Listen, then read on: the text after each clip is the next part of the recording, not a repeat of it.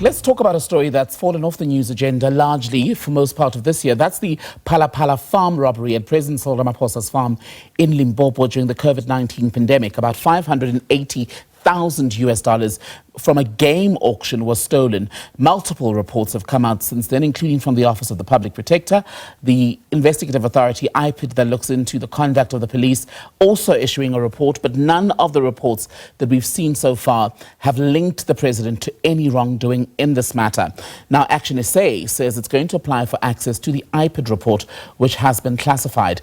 Let's bring in ActionSA National Chairperson Michael Beaumont. Michael, good evening. Welcome to SABC News. Speak to us about why this is such an important battle for you as ActionSA and what you hope the declassification will achieve.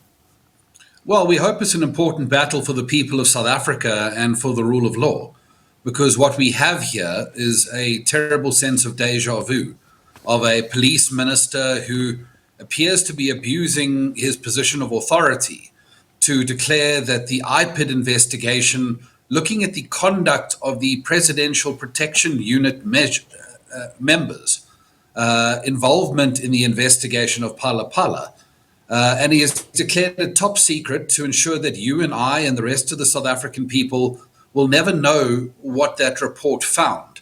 And from our point of view, this is deeply concerning because it is that sense of déjà vu of a police minister showing us a swimming pool and telling us that this is a fire protection measure.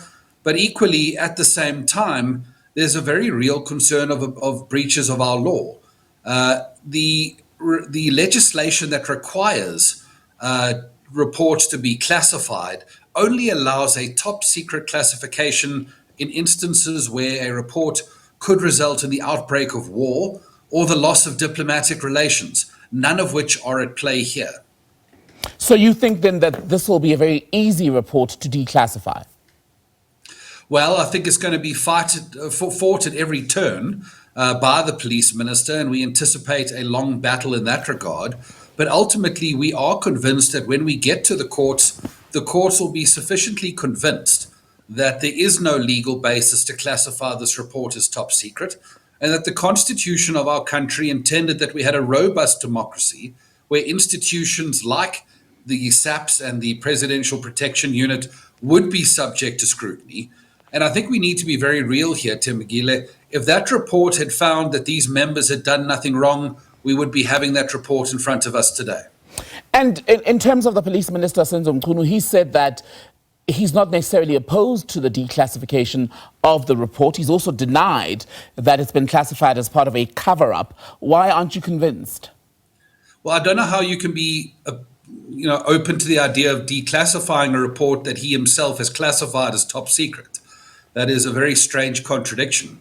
But from our point of view, the public protector has already made findings in her investigation against the Presidential Protection Unit members, finding that Major General Wally Ruda and others have acted outside of the SAPS Act and acted improperly.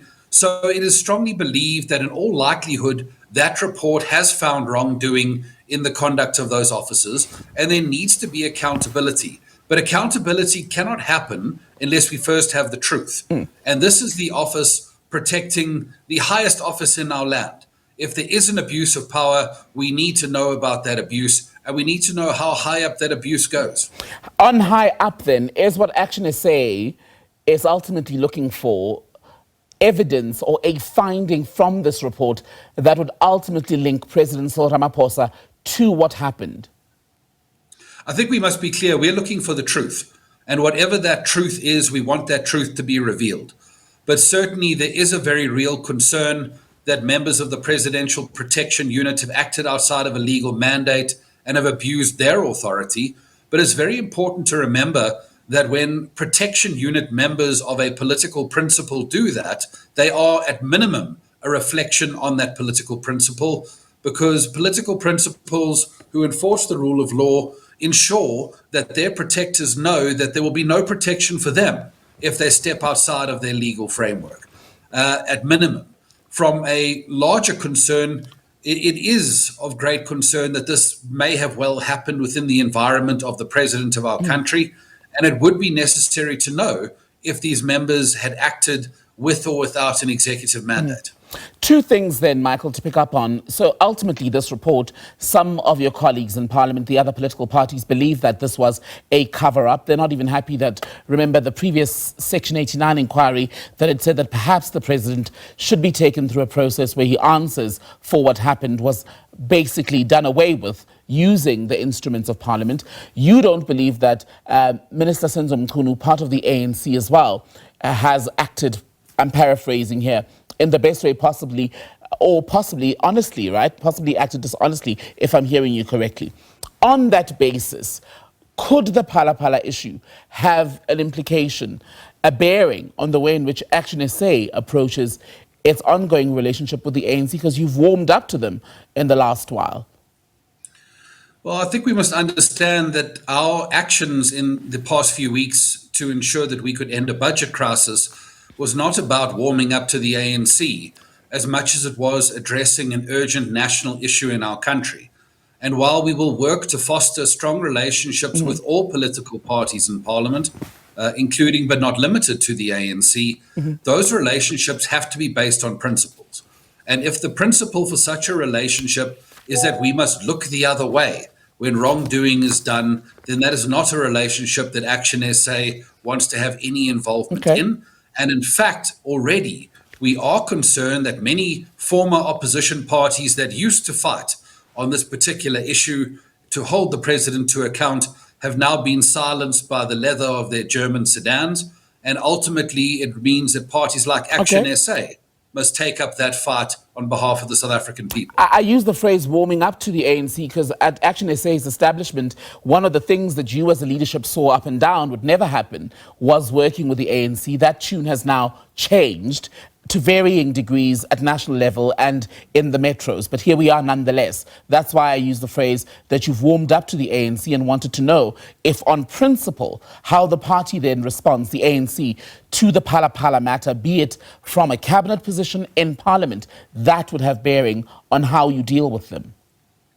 Well, I think just to clarify, our position on coalitions has had to undergo a maturation. There's no question we've had to adjust to a changing political environment, and we've been quite open about that.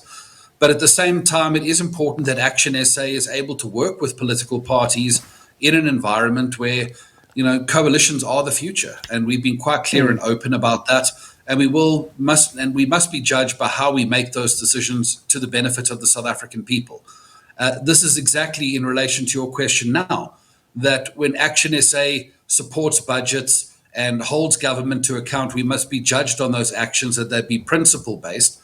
And we can never have a situation where ActionSA is unable to hold government to account because we feel we need to please political parties in the government.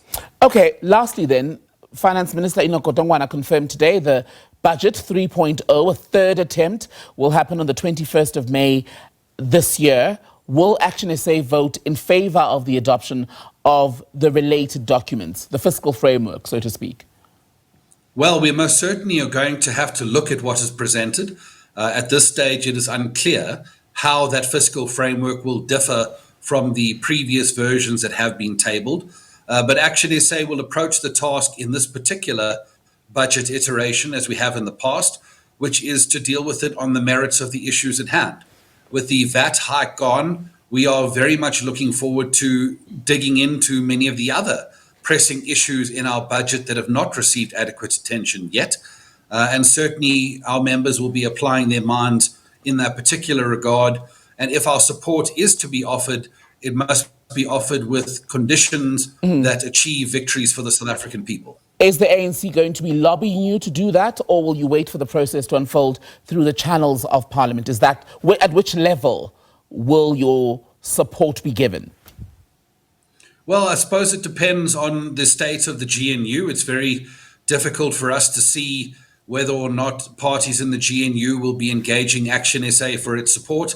But ultimately, ActionSA adopts the view that we must prepare ourselves and the conditions for our support for a budget, and whether that support is required or not will be a function of whether those other political parties reach across the aisle to us. But ultimately, ActionSA members will be ready that in the event that our support is required, that we are able to achieve concessions that serve our constituency.